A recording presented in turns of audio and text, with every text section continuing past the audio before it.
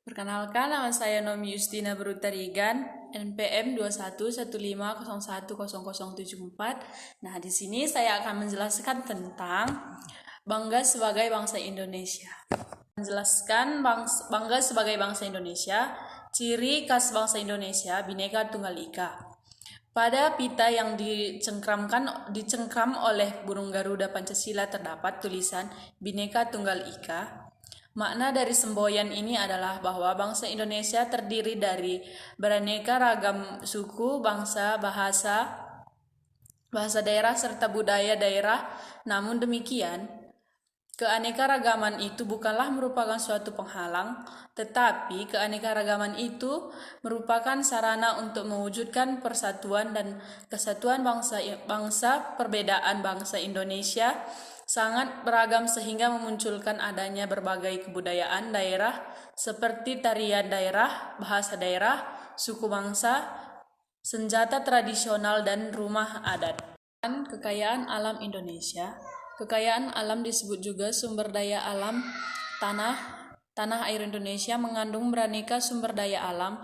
Kesuburan alam Indonesia juga merupakan sumber daya alam yang tidak ternilai harganya. Sumber daya alam di Indonesia digolong menjadi dua jenis, yaitu sumber daya alam yang dapat diperbaharui dan sumber daya alam yang tidak dapat diperbaharui. Di sini kita lanjut lagi, yaitu sumber daya alam yang dapat diperbaharui. Sumber daya alam yang dapat diperbaharui artinya sumber daya alam yang dapat dihasilkan kembali.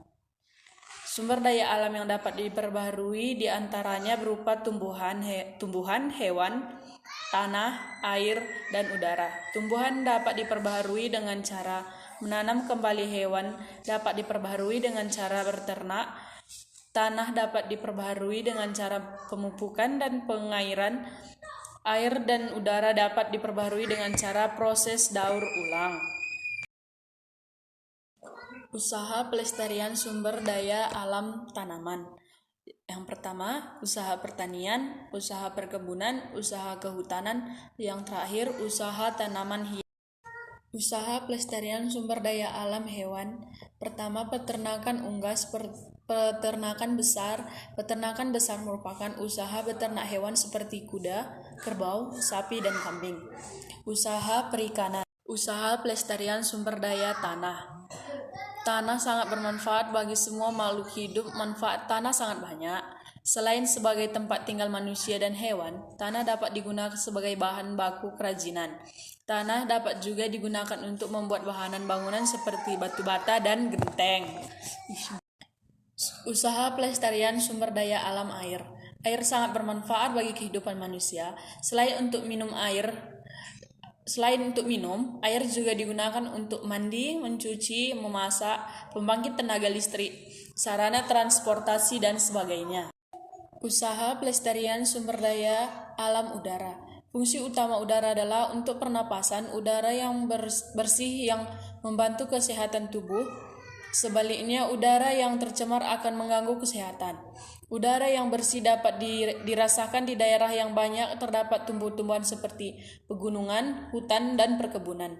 Selain untuk pernapasan, udara dapat dimanfaatkan untuk keperluan yang lain, misalnya sebagai sarana olahraga, menggerakkan kapal layar, dan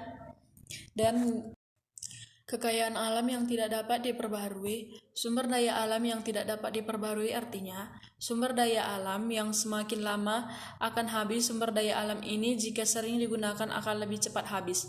Oleh sebab itu, sumber daya alam ini harus digunakan secara bijaksana.